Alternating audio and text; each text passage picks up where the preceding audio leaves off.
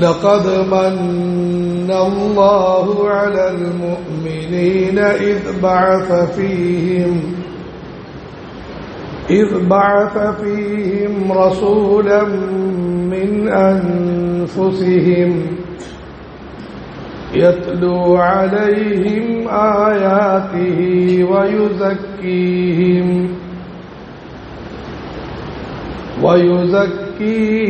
ويعلمهم الكتاب والحكمة وإن كانوا من قبل لفي ضلال مبين لقد من الله തീർച്ചയായും പടച്ചവൻ വലിയ ഔദാര്യം ചെയ്തിരിക്കുന്നു അലൽ മുഅ്മിനീൻ ആ പടച്ചവനിൽ വിശ്വസിക്കുന്ന ആളുകളുടെ മേൽ ഇദ് ബഅസ ഫീഹിം റസൂലാ പടച്ചവൻ അവർക്കിടയിൽ ഒരു ദൂതനെ നിയോഗിച്ചപ്പോൾ മിൻ അൻഫുസിഹിം അവരുടെ വിഭാഗത്തിൽ നിന്ന് തന്നെ ഒരു ദൂതനെ നിയോഗിച്ചപ്പോൾ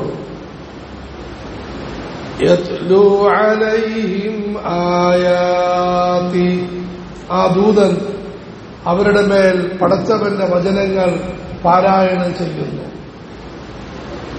വയുസക്കീഹിം അവരെ സംസ്കരിക്കുന്നു വയുഅല്ലിമുഹുമുൽ കിതാബ വൽ ഹിക്മ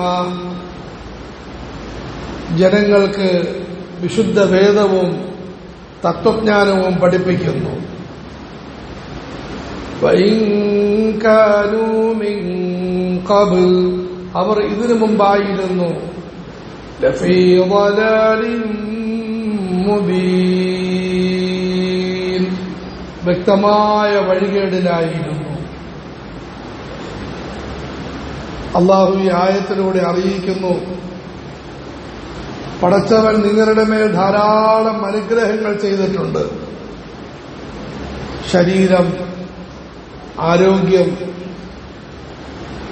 പ്രഭാത പ്രദോഷങ്ങൾ, മാതാപിതാക്കൾ, ആഹാരം, ഇതെല്ലാം പടച്ചവന്റെ അനുഗ്രഹമാണെങ്കിലും പടച്ചവന്റെ ഔദാര്യപൂർണമായ അനുഗ്രഹം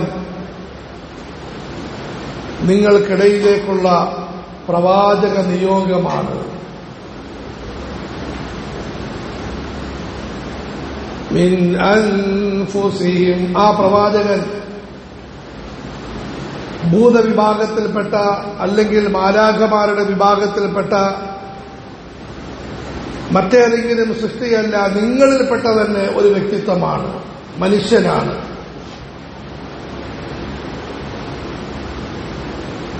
ആ പ്രവാചകൻ എന്ത് ചെയ്തു? 3 കാര്യങ്ങൾ ചെയ്തു. ഒന്ന്, യത്ലു അലൈഹിം ആയാതി പടച്ചവന്റെ വചനങ്ങൾ പാരായണം ചെയ്ത് ജനങ്ങളെ നന്മയിലേക്ക് ക്ഷണിച്ചു.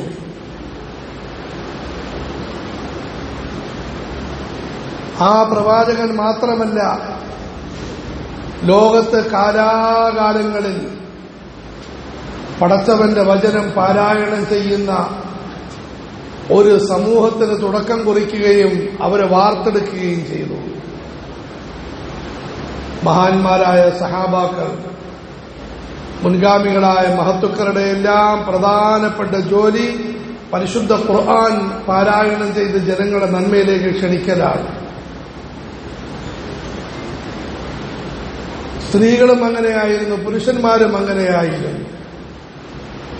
ഫൈന അസ്തഖൽ ഹദീസ് കിതാബുല്ലാഹ് സംസാരത്തിൽ ഏറ്റവും സത്യസന്ധമായത് പടച്ചവന്റെ വചനങ്ങളാണ്.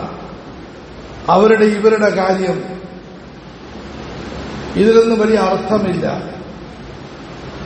ഇറാൻ അങ്ങനെ ചെയ്തു, തുർക്കി അങ്ങനെ ചെയ്തു, രാഷ്ട്രീയ പരിപാടികൾ, ഇതിലൊന്നും വലിയ യാഥാർത്ഥ്യങ്ങളില്ല. പടച്ചവന്റെ വചനങ്ങൾ ഓതി ജനങ്ങളുടെ നന്മയിലേക്ക് ക്ഷണിക്കണം. വയുസക്കീഹിം. 2, എല്ലാവരെയും ആ പ്രവാചകൻ സംസ്കരിച്ചു. മനസ്സുകളും സംസ്കരിച്ചു, ശരീരവും സംസ്കരിച്ചു. അതിനുതകുന്ന അതിസുന്ദരവും സമ്പൂർണവും സരളവുമായ ആരാധനകൾ പഠിപ്പിച്ചു. അതിലേറ്റവും പ്രധാനപ്പെട്ടതാണ് നമസ്കാരം. മറ്റൊന്നാണ് അള്ളാഹുവിന്റെ ദിക്ർ. ആരെങ്കിലും നല്ല നിലയിൽ നമസ്കരിക്കുന്നു, അവന്റെ ശരീരം നന്നാകും. വെള്ളിയാഴ്ചകളിലും മറ്റും കുളിക്കും. ഓരോ നമസ്കാരത്തിനു മുമ്പും വുളൂ ചെയ്യും. നിരന്തരം ദന്തശുചീകരണം നടത്തും. മൂക്കിൽ വെള്ളം കയറ്റി ശുദ്ധീകരിക്കും. അഗ്രങ്ങളെല്ലാം കഴുകി വൃത്തിയാക്കും. ശരീരം വൃത്തിയാകും. അതിന് കൂട്ടത്തിൽ മനസ്സും വൃത്തിയാകും. ഉടമസ്ഥരായ പടച്ചവന്റെ മുന്നിൽ കയ്യും കെട്ടി നിന്ന് പരിശുദ്ധ ഖുർആൻ പാരായണം ചെയ്യും, കേൾക്കും. റുക്കൂഇലേക്ക് കുനിഞ്ഞു നിൽക്കും. പിന്നീട് സുജൂദിലേക്ക് നെറ്റിയും മൂക്കും കൈയും മുട്ടും കാലും അമർത്തി സുജൂദ് ചെയ്യും. പടച്ചവന്റെ മഹത്വങ്ങൾ സങ്കീർത്തനം ചെയ്യും. പടച്ചവനുമായി വളരെയധികം അടുക്കും. മനസ്സ് പരിശുദ്ധമാകും. ഇന്ന സ്വലാത തൻഹാ അനിൽ ഫഹ്ശാഇ വൽ മുൻകർ. നമസ്കാരം നീചവും നികൃഷ്ടവുമായ കാര്യങ്ങളെ തൊട്ടും തടയും. മനസ്സ് ശുദ്ധീകരിക്കും. ഇമാം ഗസാലി റഹ്മത്തുള്ളാഹി അലൈഹി പറയുന്ന, ഒരാൾ വുളൂ ചെയ്യുമ്പോൾ ഒരു ലോകത്ത് നിന്ന് മറ്റൊരു ലോകത്തേക്ക് മാറുന്നതായി അനുഭവപ്പെടണം. ഇബ്നു അബ്ബാസ് റളിയല്ലാഹു അൻഹുമായോട് ചോദിക്കപ്പെട്ടു, ഒരു വ്യക്തി രാത്രിയെല്ലാം നമസ്കാരമാണ്, രാവിലെ മോഷണം നടത്തുന്നു. മഹാനവറുകൾ പറഞ്ഞു, അവന്റെ നമസ്കാരം ശരിയാണെങ്കിൽ അവന്റെ സ്വഭാവം നന്നായിരിക്കും. നമസ്കാരം ശരിയല്ലെങ്കിൽ സ്വഭാവം ശരിയാവുകയില്ല. അതുകൊണ്ട് നമസ്കാരം നന്നാക്കാൻ പറയും. നമസ്കാരം ജീവിതത്തെ ശുദ്ധീകരിക്കും. വയുഅല്ലിമുഹുമുൽ കിതാബ വൽ ഹിക്മ. പ്രവാചകന്റെ 3ാമത്തെ പ്രവർത്തനം. പ്രവാചകൻ തുടങ്ങി, ശിഷ്യന്മാരെ കൊണ്ട് നടത്തിച്ചു. ഇന്ന് വരെയും നിലനിൽക്കുന്ന, ലോകാവസാനം വരെയും നിലനിൽക്കേണ്ട 3ാമത്തെ പ്രവർത്തനം പരിശുദ്ധ ഖുർആനും ഹദീസും പഠിപ്പിക്കലാണ്. ഖുർആനിന്റെ ആശയം, ഹദീസിന്റെ ആശയം, ഇത് മനുഷ്യ ജീവിതത്തെ ഇരുളുകളിൽ നിന്നും പ്രകാശത്തിലേക്ക് കൊണ്ടുവരും. തിന്മകളിൽ നിന്നും നന്മകളിലേക്ക് കൊണ്ടുവരും. അക്രമങ്ങളിൽ നിന്ന് നീതിയിലേക്കെന്നുള്ള ഉപകാരത്തിലോട്ട് കൊണ്ടുവരും. അത്ര പ്രധാനപ്പെട്ട സന്ദേശങ്ങളാണ് ഖുർആനിൽ അടങ്ങിയിരിക്കുന്നത്, ഹദീസിൽ അടങ്ങിയിരിക്കുന്നത്. ചുരുക്കത്തിൽ ഈ 3 പ്രവർത്തനങ്ങൾ ആദരവായ റസൂലുള്ളാഹി സല്ലല്ലാഹു അലൈഹി വസല്ലം നിർവഹിക്കുക മാത്രമല്ല, അത് നിർവഹിക്കുന്നതിന് സമൂഹത്തെ വാർത്തെടുത്തു. പ്രവാചകന്റെ മസ്ജിദിലേക്ക് നോക്കിൻ, സഹാബാക്കൾ എല്ലാവരും മറ്റുള്ളവരെ പഠിപ്പിക്കുകയാണ്. വീടുകളിലേക്ക് നോക്കിൻ, സഹാബി വനിതകൾ മറ്റുള്ളവരെ പഠിപ്പിക്കുകയാണ്. ആയിഷ റളിയല്ലാഹു അൻഹ വനിതയാണ്, 100 കണക്കിന് ആൺകുട്ടികളെ പഠിപ്പിക്കുകയുണ്ടായി.